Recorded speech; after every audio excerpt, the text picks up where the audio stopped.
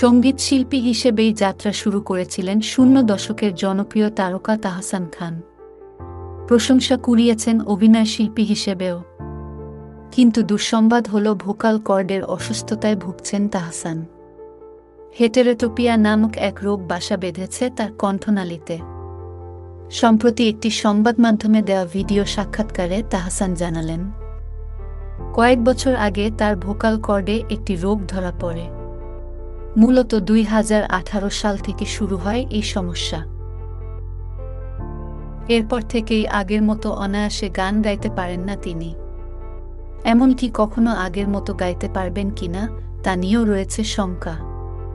বর্তমানে চিকিৎসা চলছে। তাহসান আরও জানান, এখন মাঝে মাঝে গান গাইতে পারলেও যখন এই সমস্যা প্রকটভাবে বেড়ে যায় তখন আর একেবারেই গাইতে পারেন না।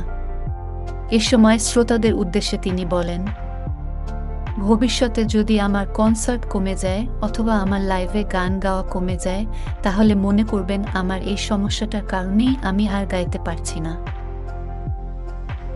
জানা যায় এই রোগে আক্রান্ত হলে গলার কাঠামো পরিবর্তন হয়ে যায়, মনোবল কমে যায় গান গাওয়ার। পরিশেষে সকলের কাছে দোয়া চেয়েছেন তাহসান, যাতে তিনি দ্রুতই এই রোগ মোকাবিলা করে সুস্থভাবে গান গেয়ে যেতে পারেন। 2004 সালে প্রকাশ পায় তাহসানের প্রথম একক অ্যালবাম কথোপকথন। এর ঈর্ষা, চতুর্থ মাত্রা, বিকল্পনা, কথোপকথন গানগুলো বেশ জনপ্রিয়তা লাভ করে।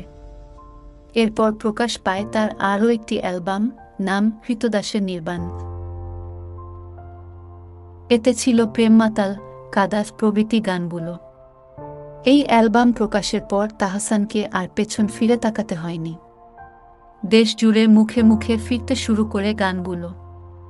আসছে ঈদে ওটিটি প্ল্যাটফর্ম চরকিতে মুক্তি পাচ্ছে তাহসানের প্রথম ওয়েব সিরিজ বাজি।